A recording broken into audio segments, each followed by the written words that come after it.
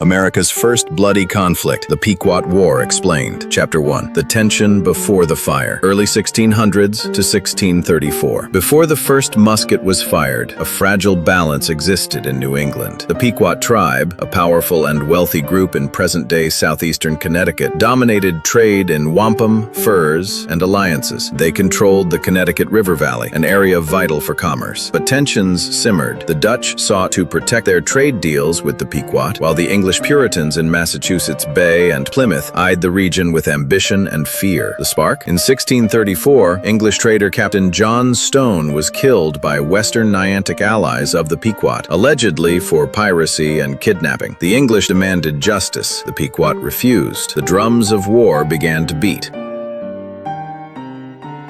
Chapter 2. The Alliance Web, 1635 to 1636. In 1635, the English stepped into the Connecticut River Valley, establishing new towns like Wethersfield, Windsor, and Hartford on land the Pequot claimed. War became inevitable when the Pequot's longtime enemies, the Mohegans, led by Uncas, and the Narragansett of Rhode Island, sided with the English. Why? Centuries of rivalry. The Mohegans under Uncas saw an opportunity to unseat the dominant tribe. The English saw willing warriors. By 1636, Governor John Endicott launched a brutal, punitive expedition into Pequot territory, torching villages and crops. The Pequot retaliated by attacking Wethersfield in April 1637, killing 9 settlers, including women and children. The blood feud was now unstoppable. Chapter 3. Weapons of the war. This was not a clash of civilizations. It was a brutal contest of fire and fury. Pequot warriors, between 1,500 and 2,500, armed with bows, stone war clubs, spears, hatchets, and intense training in guerrilla tactics and forest warfare. English militia, roughly 90 to 100 soldiers initially, armed with matchlock muskets, pikes, swords, and steel armor or buff coats. They relied heavily on tactical formations and coordinated volleys. Native allies. The English were supported by 200 to 300 Mohegan and Narragansett warriors who served as scouts, translators, and frontline attackers. The forests of Connecticut became killing grounds. There were no rules, no mercy.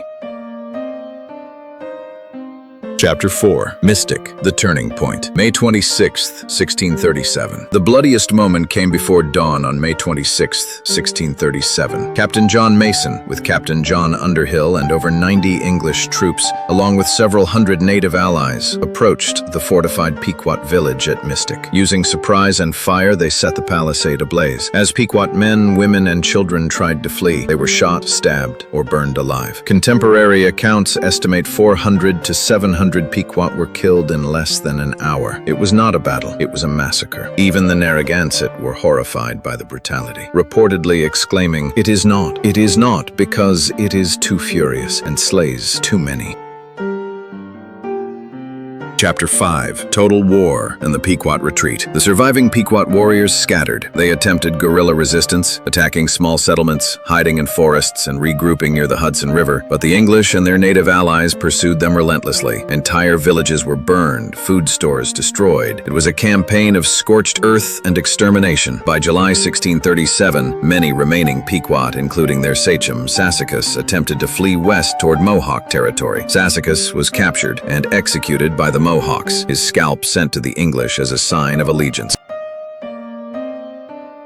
Chapter 6. The Treaty of Hartford, September 1638. The war formally ended with the Treaty of Hartford in September 1638. The treaty declared the Pequot nation dissolved. Survivors were forbidden to call themselves Pequot, speak their language, or return to their ancestral lands. Hundreds were enslaved, sold to the West Indies, or forced into servitude by the English and their native allies. Others were absorbed by the Mohegan or Narragansett, erased in name and identity. It was the first instance of total cultural annihilation in colonial American warfare.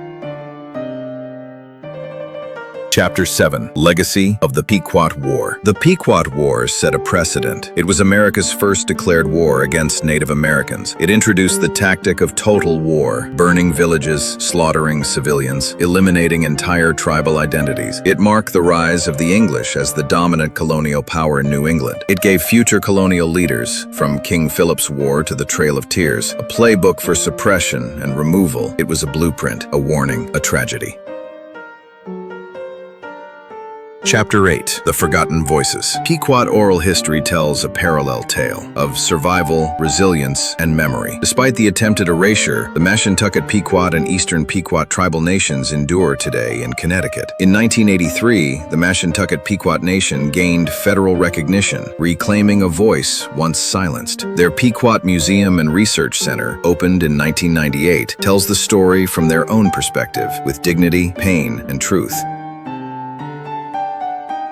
Chapter 9. Weapons, Tactics, and the Rise of Colonial Warfare. Strategically, the English introduced firepower-based tactics, using musket volleys, pike defenses, and squad formations. Alliances with rival tribes, outsourcing reconnaissance and frontline attacks to native allies. Terror as a weapon. By massacring villages, they sent a clear message to other tribes. The Pequot, while fierce and strategic, were outgunned and betrayed by longtime regional rivalries. The Pequot War was a clash of two worlds, one with firelocks, the other with stone. Chapter 10. America's First Blood. Lessons from the Pequot War. Next whence to spend, here is a neighbor $7,000 com. The Pequot War was not an isolated tragedy. It was the seed of centuries of conflict. Chapter 10. America's First Blood. Lessons from the Pequot War. Ethnocentric ideology. The use of allies to settle old scores, justifying brutality with divine right. And it reminds us that America's origins are not just tales of pilgrims and Thanksgiving, but of fire, massacre, and the silencing of ancient peoples. Chapter 11. Echoes Across the Atlantic. The Global Context. The Pequot War, while local, reflected a much larger Atlantic power struggle. In Europe, the 30 Years' War, 1618 to 1648, was raging. A conflict between Catholic and Protestant powers, shaping ideologies that Puritans carried to New England. The English saw themselves as a chosen people, bringing divine order to a wilderness, a notion heavily influenced by millenarian Protestant theology. Across the Atlantic, the Dutch West India Company watched with concern, having tried to protect its Pequot trading partners. The war undermined Dutch influence and strengthened English colonial expansion. The Pequot War was also an early chapter in the rise of transatlantic slavery. Captured Pequot were sold to Bermuda and the Caribbean, part of the growing triangle of trade and forced labor. This local war was a ripple in the global tide of empire, trade, and theology.